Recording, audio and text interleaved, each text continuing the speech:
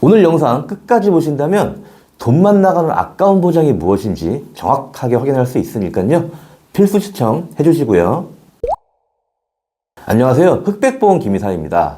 자, 지난번에는 반드시 있어야 되는 보장들, 없으면 절대로 안 되는 필수 보장들에 대해서 이야기를 해드렸어요. 많은 도움 되셨나요? 오늘은 그 반대 이야기입니다. 과거에 내가 보험 가입을 할 때는 없었던 보장들이 많이 생겨나고 내용을 확인해보니 분명 좋은 보장인 것 같아서 그래서 가입을 하고 싶은데 이미 매월 나가는 보험료가 부담스러워서 가입을 못 하시는 분들 굉장히 많으실 거예요. 자, 오늘의 영상은 그런 분들에게 분명 도움이 될 만한 영상이라고 자신있게 소개를 드립니다. 자, 무조건 새롭게 나온 좋은 보장을 다 가입하면 계속 보험료가 늘어나니까 당연히 부담스럽겠죠. 자, 그럴 때 과연 내가 가지고 있는 보장 중에 필요가 없거나 가치가 떨어지는 보장은 어떤 것이 있지?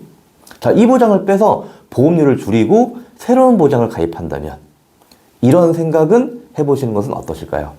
자, 그래서 오늘의 주제는 바로 가입하면 돈만 나가는 필요 없는 보장들, 내 보험에 있다면 반드시 빼야 되는 보장들에 대한 이야기입니다. 자, 바로 본론으로 들어갈게요. 본광고는 손해보험 광고심의 기준을 준수하였으며 유효기간은 심의일로부터 1년입니다. 첫 번째, 바로 질병 입원일당 상해 입원일당입니다. 자, 입원비가 필요 없다고 하면 이상하네. 분명히 입원하는 경우 있는데 왜? 나도 해본 적이 있거든? 근데 왜 필요 없지? 자, 이렇게 생각하시는 분들 분명히 있으실 거예요.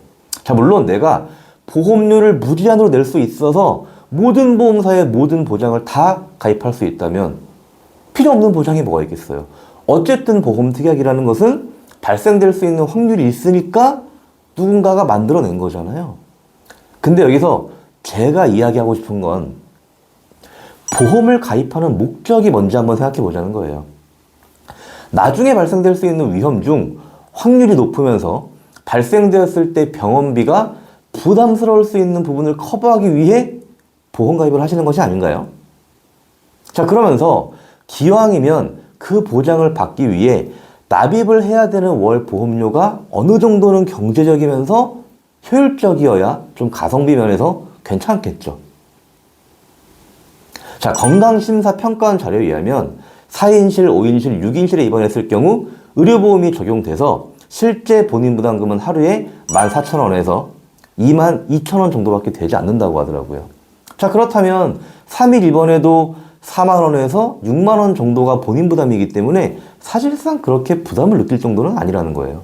자, 거기다가 실손보험의 급여 항목에 입원할 경우 일부 본인 부담금 제외하고 또 청구도 가능하잖아요. 자, 그럼 과연 보험료 면에서는 경제적인 특약인지 한번 볼게요. 자, 위설계는 A보험회사 40살 남자 직업급수 1급 20년 납 비갱신 100세 만기 조건이고요. 상해 입원일당, 질병 입원일당 각각 3만원씩 설계하니까 월 보험료가 24,483원 나오죠.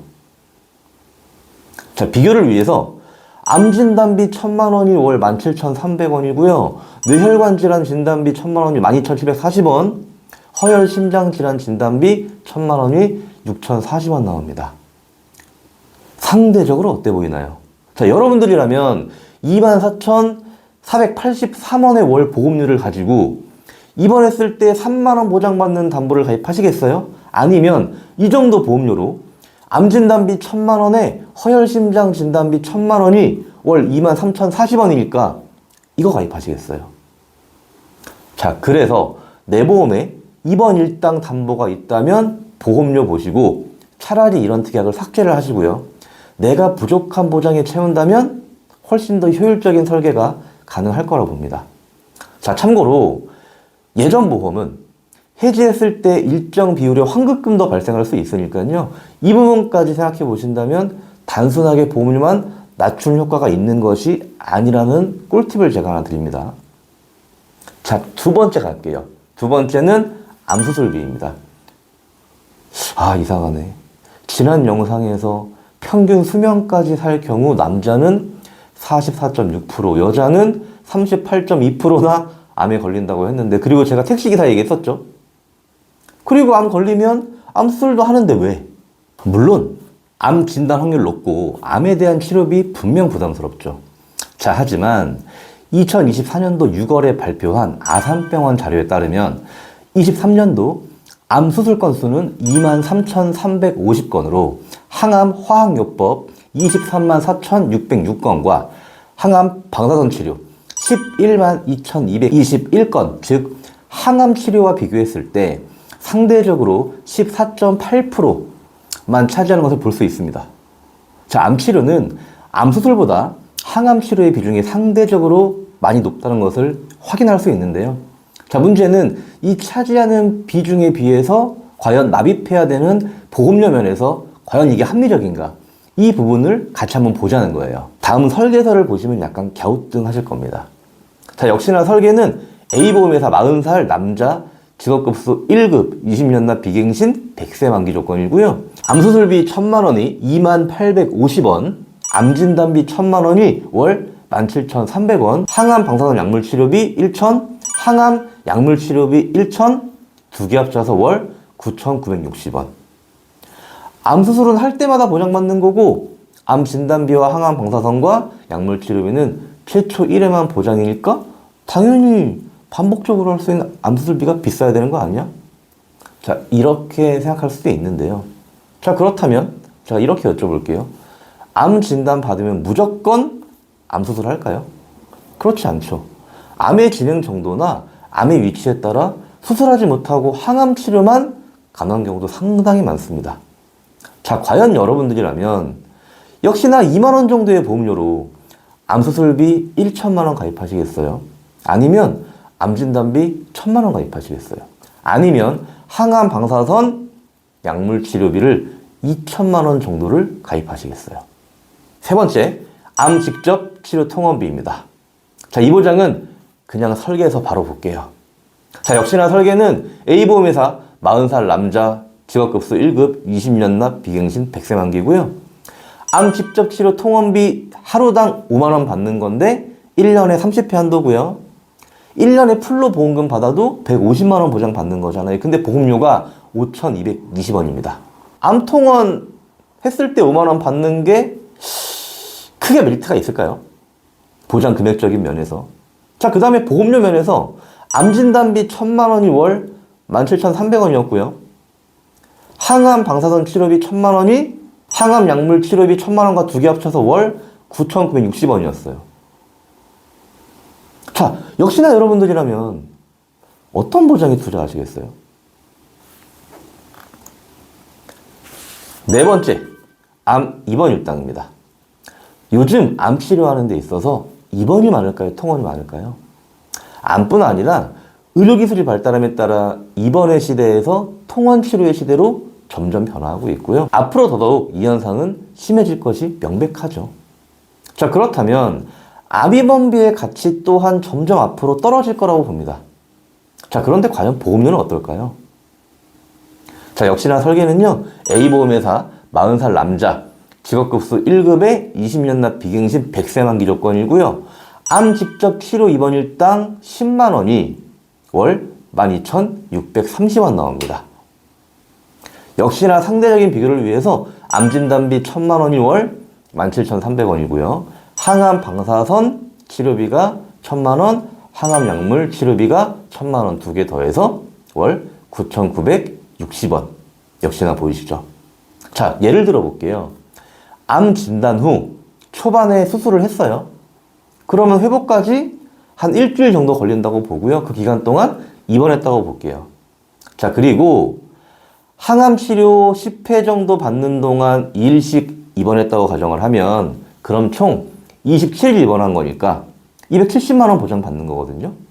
자, 이 보장에 월 12,630원이라면 상대적으로 암 진단비 1,000만 원에 월 17,300원과 항암 방사선 치료비 1,000만 원에 월 3,670원, 항암 약물 치료비 1,000만 원에 월 6,290원.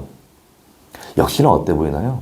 여러분들이라면 과연 이 정도 보험료를 어디에 역시나 투자를 하시겠어요? 마지막 다섯 번째, 뇌심장 관련 산정 특례 진단비입니다. 계속 암에 대한 보장 말씀드렸는데 이번에는 뇌심장 관련 보장입니다. 뇌심장 관련 보장 중 중증질환 뇌혈관 질환 산정 특례 진단비와 중증질환 심장질환 산정 특례 진단비라는 보장이 있는데요. 자, 먼저 이 두 개 보장은 조금 단어가 생소하니까 어떤 경우에 이 보장을 받을 수 있는 건지 약관을 좀 먼저 볼게요. A회사 약관을 발시한 것이고요. 오른쪽에 보시면 중증질환 뇌혈관 질환 산정 특례 대상 진단비의 보험금 지급 사유는 뇌혈관 질환 산정 특례 대상으로 보험기간 중에 등록된 경우에 연간 1회에 하나여 지급된다고 적혀 있고요. 왼쪽에 중증질환자 심장질환 산정 특례 대상 진단비의 보험금 지급 사유도 중증질환자 심장질환 산정 특례 대상으로 보험기간 중에 등록된 경우에 연간 1회에 하나의 지급이라고 적혀 있습니다. 산정 특례 기억나시죠?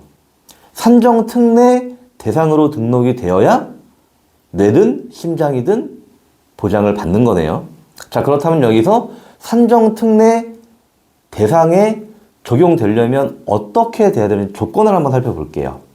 자, 오른쪽은요, 뇌혈관 질환자 산정 특례 기준이 나와 있는 건데, 내용이 있지만 보시면 결국은 수술을 받거나 아니면 뇌혈관 질환의 질병 코드 중 I60에서 I62 이 해당 질병 코드에 대해서 급성으로 입원을 하거나 I63이라는 해당 질병 코드로 진단받고 NIHSS 5점 이상인 경우만 등록이 가능하다라고 적혀 있죠.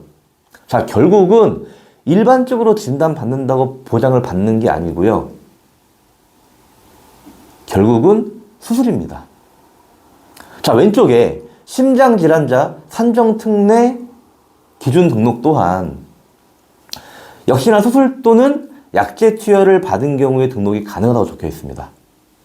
내용이 복잡해 보이는데 결국은 어찌됐든 공통점은 수술이라는 부분이 들어가야 뇌심장 질환에 대해서 산정특례를 받을 수 있다는 거잖아요. 제가 앞에서도 반복적으로 이야기 드렸던 부분이 보험료 대비 조건이나 가치에 대한 부분을 따져보자 이건데, 자, 마지막으로 설계서 보면서 한번 이야기 드려볼게요. 역시나 설계는 A보험회사 40살 남자 직업급수 1급 20년 납 비갱신 100세 만기고요. 뇌혈관 질환 진단비 1,000만 원이 월 12,740원이고요. 뇌혈관 산정특례 진단비 1,000만 원이 월 11,190원. 허혈심장질환 진단비 1,000만 원이 월 6,040원. 심장질환 산정특례 진단비 1,000만 원이 월 17,770원 나옵니다. 자, 일단 여기서 진단비는 진단만 받으면 보장받는 건데 특정 조건이 붙어있는 산정특례 진단비보다 뇌질환 쪽은 보험료가 비슷하고요. 심장 쪽은 확실히 좀 차이가 있죠. 자, 그런데 여기서 뇌심장 산정특례 조건은 뭐였었냐면 결국은 수술이었잖아요.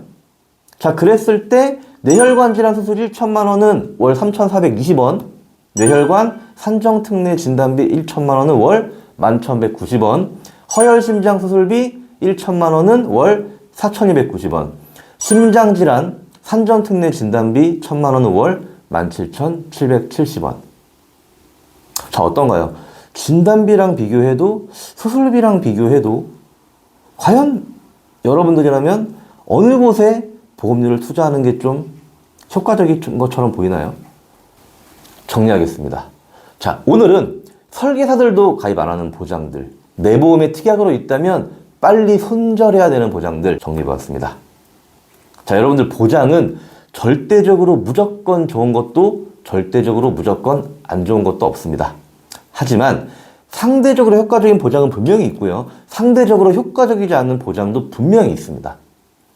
누구나 보험가입과 유지를 효율적으로 내가 납입할 수 있는 보험료 선에서 하시길 원하시기 때문에 이 영상은 앞으로 여러분들의 효과적인 선택에 도움이 되실 거라고 자신합니다. 여기까지 보신 여러분들은 어떤 생각이 드시나요? 보장을 추가하고 싶은데 보험료가 더 나가는 건 분명히 부담스러워서 고민하시는 분들, 상단에 카카오 아이디, 전화번호 있으니까 연락 주시고요. 구독, 좋아요 필수인 거 아시죠? 다시 돌아오겠습니다. 본 광고는 손해보험 광고심의 기준을 준수하였으며 유효기간은 심의일로부터 1년입니다.